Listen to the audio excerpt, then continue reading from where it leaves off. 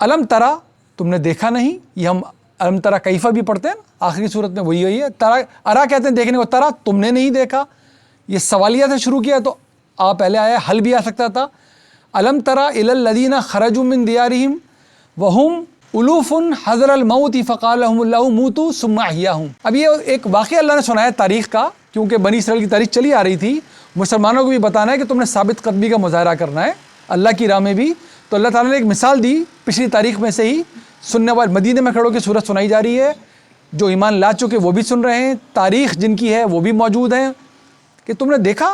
وہ تمہیں یاد ہے نا وقت کہ جب ہم نے جن لوگوں کو وہ اپنے گھروں سے نکالے گئے تھے، بڑی تعداد میں وہ تھے، اور کیا ڈر تھا ان کو کہ موت نہ آ جائے کہیں. تو اللہ نے ان سے کہا تھا فقال لهم اللہ موتوا ثم احیاہم، کہ ٹھیک ہے تمہیں بے شک موت ہی آئے لیکن پھر اللہ نے دوبارہ زندگی دی تھی. یہ ان کی پوری قوم کے بارے میں بتایا جا رہا ہے کہ کیسی قوم مردہ ہو گئی تھی. ہم تو بڑی آسانی سے سمجھ سکتے ہیں قوم کے مردہ ہونے کا آج کل بھی کیا مطلب ہوتا ہے. جب قوم کا ضمیر اٹھتا ہے، قوم میں سے صحیح غلط کی تمیز اٹھتی ہے، جب قوم اللہ کی ہدایت کو چھوڑتی ہے تو اس میں بظاہر جسم رہ جاتا ہے، اندر کیا رہ جاتا ہے، اس کے کچھ بھی نہیں. تو وہ جب نکلے تھے، یہ آگے قرآن خود ہی اپنے نظم سے بتا دے گا کن کی بات ہو رہی ہے. پھر اللہ نے دوبارہ موقع دے دیا، ثم احیاہم، اللہ نے دوبارہ ان کو زندگی دی تھی. ان اللہ لذو فضل علی الناس ولکن اکثر الناس لا یشکرون. اللہ تو بہت ہی فضل کرنے والا ہے انسانوں پر، لیکن وہ خود ہی زیادہ تر ان میں سے ناشکرے ہوا کرتے ہیں. یہ بات ہو رہی ہے موسیٰ علیہ السلام کی بہت بات کی کہ جب اللہ تعالیٰ نے کہا کہ یہ سرزمین فلسطین یہ میں نے منتخب کر لی ہے. 2 زمینیں منتخب کی اللہ تعالیٰ نے ابراہیم علیہ السلام کے اولاد کے اندر کہ یہ دونوں جگہ اللہ کی پوری دنیا ہے. اللہ نے کہا یہ دونوں جگہ میرے دین کے لیے منتخب ہوں گی. یہ میں نے باقی جگہ بھی اللہ کی ہے، وہ اللہ نے لوگوں کے حوالے کر رکھی ہے. ہم سب بے شک گھر کی لیز ہمارے پاس ہے تو کرایہ دار یہاں پر لے کر تو گھر میں سے کوئی نہیں جائے گا. آج حیرت انگیز ہمارے ذہن میں ہی صبح تلاوت کے دوران کہ جس کی ہم وارث بنے بیٹھے ہیں، اللہ تعالیٰ نے کہا ہے تم یہ سب مرو گے، تم سب چھوڑ کے جاؤ گے، ان کے وارث ہم ہیں. اور جو جگہ ہمارے پاس ابھی نہیں ہے، جو ہم نے دیکھی تک نہیں، اللہ تعالیٰ کہہ رہا ہے اس کے وارث تم بن سکتے ہو. تو ہماری صحیح وراثت تو اللہ کے پاس پڑی ہے. اللہ کہہ رہے ہیں ہم اس کے وارث بننے کا اپنے آپ کو اہل ثابت کریں. ان سے کہا کہ جاؤ اس زمین میں داخل ہو، یہ تمہارے قبضے میں آئے گی. جو لوگ یہاں پر بستے ہیں ان سے زمین حاصل کرو، لڑو. وہاں پر جو لوگ تھے بڑے قوت والے تھے، اس وقت فلسطین کہا جاتا تھا ان کو، جس کو آج ہم آگے نام پڑھ کے فلسطین ہوا ہے. بڑے طاقتور ان کا جو بادشاہ تھا جالوت، وہ تو بہت ہی قوی ہیکل بڑا مانا جاتا، جو بائبل ہمیں انجیل ہمیں صحیح تاریخ سناتی ہے، سیموئیل کی کتاب میں تاریخ ہے ساری. تو ان کو جب کہا گیا تو انہوں نے دیکھیں اب اس واقعے کا ذکر آ رہا، تو انہوں نے کیا کیا بہانے بنائے کہ ہم تو نہیں لڑتے ان سے آگے، ہم تو نہیں کرتے یہ کام. پھر کیا ہوا تھا آگے؟ وقاتلوا فی سبیل اللہ واعلموا ان اللہ سمیع علیم. تمہیں اللہ کی راہ میں تو لڑنا پڑے گا، جان رکھو اللہ تعالیٰ سب کچھ سننے والا ہے اور بہت ہی علم رکھنے والا ہے، خوب جاننے والا ہے. من ذا الذی یقرض اللہ قرضا حسنا، کون ہے تم میں سے جو اللہ کو بہترین اچھا قرض دے؟ اللہ کو قرض، کون سا قرض؟ وہ بھی بہت ہی اچھا. یہیں سے وہ ہم نے ٹرم نکال لی ہے جو مس نومر ہے، دراصل اس کا کوئی بنتا نہیں ہے ایسا واسطہ جو ہم کہتے ہیں قرض حسنا، وہ قرض دے دے تو واپس نہ مانگے. قرض حسنا پورے قرآن میں اللہ بار بار دہرائے گا، وہ خرچ جو اللہ کی راہ میں کیا جائے، کیونکہ اللہ نے کہا ہے کہ یہ تمہیں بدلہ میں دوں گا. تم نے اگر میری راہ میں اخلاص سے خرچ کیا تو کہیں ضائع نہیں ہوگا، اس کا بدلہ میرے ذمے. تو اس قرض کو اللہ اپنے ذمے قرار دیتا ہے. اور آگے جا کے پڑھیں گے جب ہم کہ جب اللہ تعالیٰ اس کا بدلہ بتاتا ہے تو کم از کم کیا بتاتا ہے اور زیادہ سے زیادہ اس کی کیا لامحدودیت ہے جو اللہ بتائے گا ہمیں. فَيُضَاعِفُهُ لَهُ أَضْعَافًا كَثِيرًا، اللہ تعالیٰ اس کو بے تحاشا بڑھا کر اس کی تعداد کر دیں گے. وَاللَّهُ يَقْبِضُ وَيَبْسُطُ وَإِلَيْهِ تُرْجَعُونَ، اللہ ہی ہے جو کسی کا رزق تنگ کرنے والا ہے یا کسی کو فراخی عطا کرنے والا ہے، اور پلٹ کر تو تمہیں اسی کی طرف آنا ہے. ہدایت پہ عمل کر کے آؤ تو بھی اسی کی طرف آنا ہے، اس کی بات نہ مان کر آؤ، دنیا میں سرکشی کر کر آؤ تو بھی اسی کی طرف آنا تو ہے. اب عقل مندی اسی میں ہوتی ہے جب آنا سمجھ میں آ جائے تو اس کی مرضی مان لی جائے. الم ترا الی الملأ من بنی اسرائیل، ابھی وہ واقعہ جو اشارے میں کہا تھا کہ تم تو مر چکے تھے، اللہ نے تمہیں زندگی دی، من نسل القوم، وہ آ رہا ہے واقعہ پورا. الم ترا الی الملأ من بنی اسرائیل، تم نے دیکھا تھا ایک جماعت تھی بنی اسرائیل کی، دیکھا نہیں آپ نے؟ من بعد موسیٰ کے بعد، اذ قالوا نبی لہم ابعث، جبکہ ان کے اس وقت کے نبی نے کہا تھا کہ کیا کرنا ہے تمہیں. انہوں نے اپنے نبی سے کہا کہ آپ لنا ملکن تقاتل فی سبیل اللہ، اللہ ہمیں قتل کا حکم دے رہا ہے لیکن بہتر یہ ہے کہ آپ ہمیں پہلے ایک لیڈر مہیا کریں، ایک بادشاہ مہیا کریں. دراصل جب ہم اس کو صحیح معنوں میں اسرائیلیات میں سے نہیں، جب ہم اس کو باقاعدہ تورات اور انجیل میں سے پڑھیں تو سیموئیل وہ تھے نبی، اس وقت کے بزرگ تھے، ضعیف تھے، بجائے لوگ نبی کی پیچھے رہتے ان کو ماننا چاہتے ہیں. انہوں نے کہا نہیں جی دراصل آپ کوئی بادشاہ مقرر کریں, ہم جن سے لڑنے جا رہے ہیں جن کے بارے میں کہہ ان کے پاس بھی تو بادشاہ ہے نا, تو بادشاہ جب ہوتا ہے تو ایک جاہو جلال ہوتا ہے, اس کا ایک فوج ہوتی ہے, اور جب وہاں سے پڑھنے کو پتہ چلے گا اس وقت کے نبی سے تقاضا کیا گیا, نبی نے کیا سوچا ہوگا کہ اللہ کا فرستادہ موجود ہے اور ان لوگوں کی ذرا سرکشی دیکھیے کہ اس کی موجودگی میں کہہ رہے ہیں لیڈر مقرر کرو, ہمیں بادشاہ چاہیے. تو انہوں نے اللہ سے دعا کر کے بادشاہ مقرر کروا دیا تھا. اس کے بارے میں بھی کیا انہوں نے کیا ابھی ہم پڑھ لیں گے. قال هل عصیتم ان کتب علیکم القتال الا تقاتلوا, تو تم یہ چاہتے ہو کہ تم سے امید تو یہی کہ اگر یہ کر بھی لیا جائے تم پہ قتال تو تم کرنے والے تھوڑی ہو. تو انہوں نے جواب دیا قالوا وما لنا الا نقاتل فی سبیل اللہ, ایسا کیوں کر ہوگا کہ ہم نہیں کریں اللہ کی راہ میں قتال, وقد اخرجنا من دیارنا و ابنائنا, جبکہ ہمیں ہمارے گھروں سے نکال دیا گیا ہے, ان کو وہاں سے نکالا گیا تھا, و ابنائنا, ہمارے بیٹوں سے بھی ہمیں دور کر دیا گیا ہے, تو ہم کیوں نہیں, ہم تو ضرور لڑیں گے, آپ بس ہماری شرط پوری کر دیں. دراصل بنا رہے تھے بہانہ کہ نہ یہ ہوگا, نبی تو یہ موجود ہیں, یہ کریں گے نہیں, ایسا ہوگا نہیں, ہمیں یہ کام کرنا ہی نہیں پڑے گا, تھا تو اپنی طرف سے بہانہ ان کا. فلما, پھر ہوا کیا, کتب علیہم, جب ان پہ یہ فرض کر دیا گیا, القتال تولوا الا قلیلا منہم, تو وہی ہوا ان میں سے زیادہ تر تو منہ موڑ گئے سوائے تھوڑوں کے. واللہ علیم بالظالمین, اللہ خوب جانتا ہے جو اپنے آپ پہ ظلم کرتے ہیں ان لوگوں کو. وقال لهم نبیہم, جب ان کے نبی نے ان سے کہا, ان اللہ قد بعث لکم طالوت ملکا, اللہ نے طالوت کو تمہارا بادشاہ مقرر کر دیا. تم یہی چاہتے تھے نا, جب یہ پڑھتے ہیں تو رونگٹے کھڑے کر دینے والا بیان ہے سیموئیل میں. یہ اسرائیلیات کی بات میں نہیں کر رہا, ہم تو قرآن میں بیچ میں لانے نہیں چاہیے اسرائیلیات کو کبھی, لیکن پچھلی کتابیں جب تحریف ان میں نہیں ہوئی اور قرآن خود ہی ان کے بارے میں اشارہ رکھ کے بتا رہا ہے کہ یہ واقعہ موجود ہے, تو پھر اس واقعے کو ملا کے پڑھا جا سکتا ہے. یہ قرآن کا طریقہ ہے, مسلمہ تاریخ کو وہ حوالہ دے گا تو وہ پڑھنی چاہیے.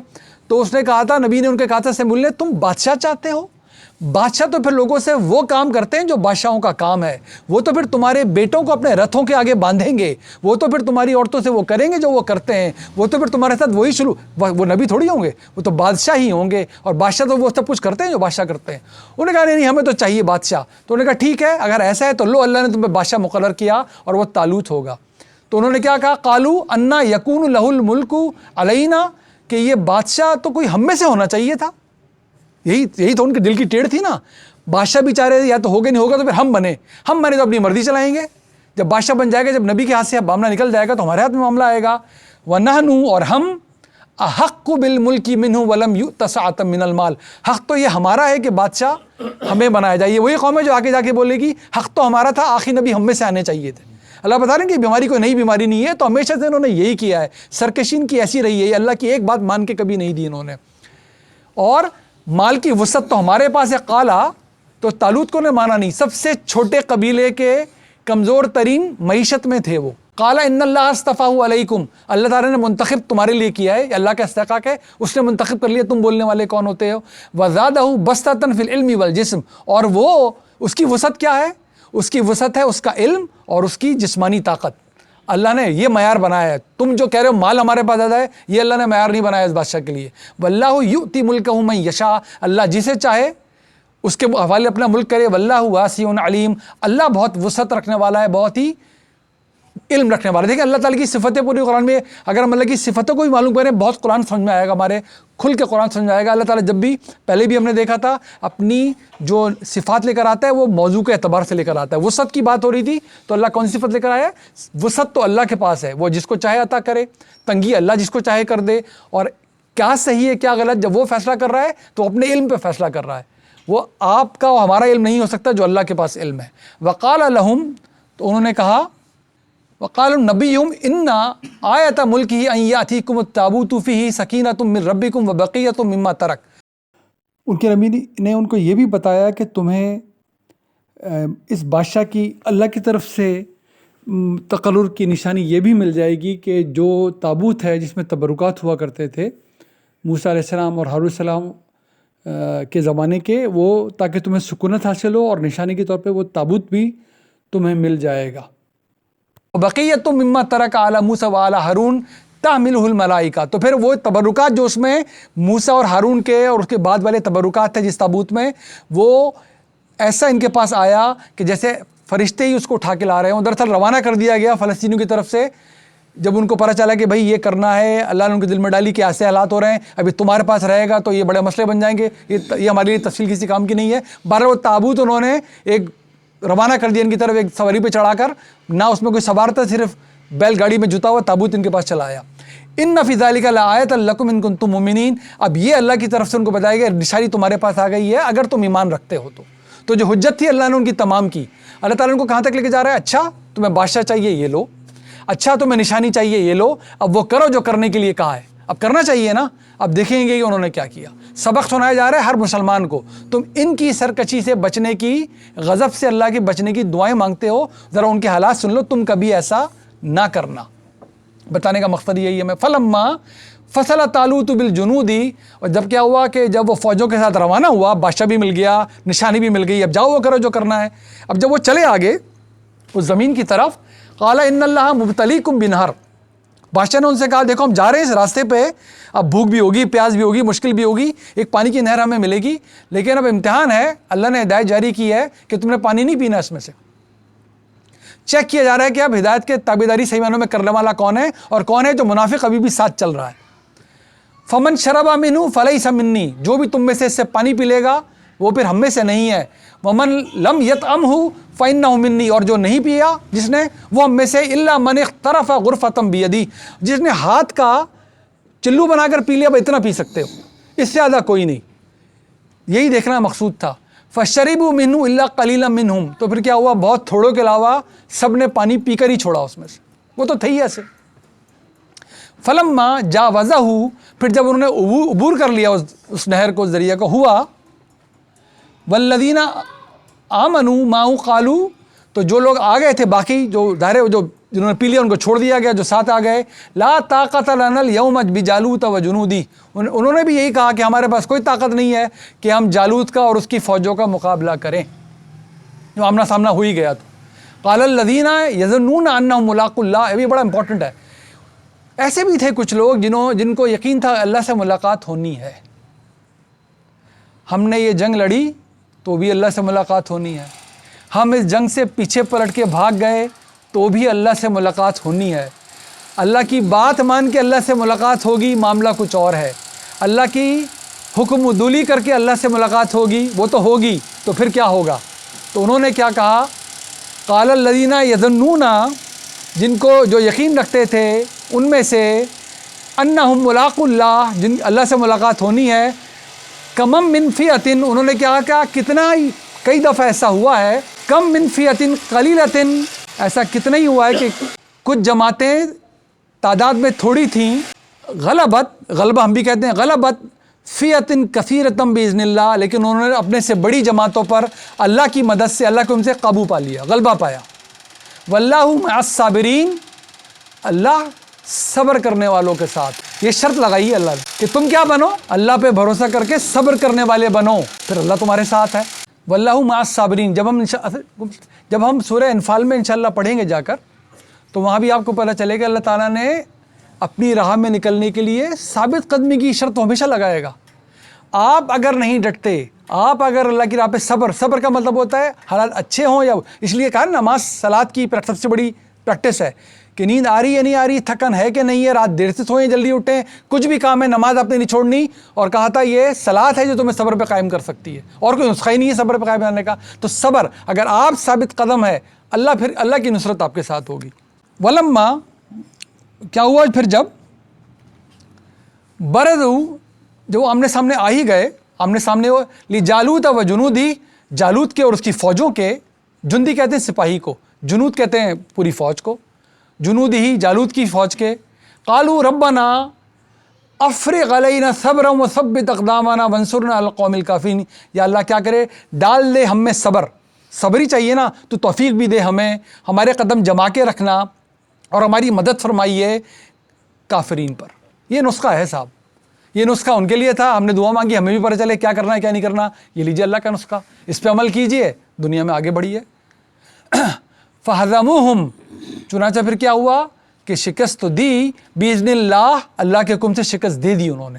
ہوا پھر کیا، یہ کیسے ہوا، وقتل داؤد جالوت، داؤد نے جالوت کو قتل کر دیا. وہ جو ان کا بادشاہ تھا، جو قوی ہیکل تھا، جس کی ہیبت تھی، جس کی فوجیں اس کے ساتھ تھیں، وہ قتل کس کے ہاتھ ہوا؟ داؤد. وہی داؤد علیہ السلام ہے.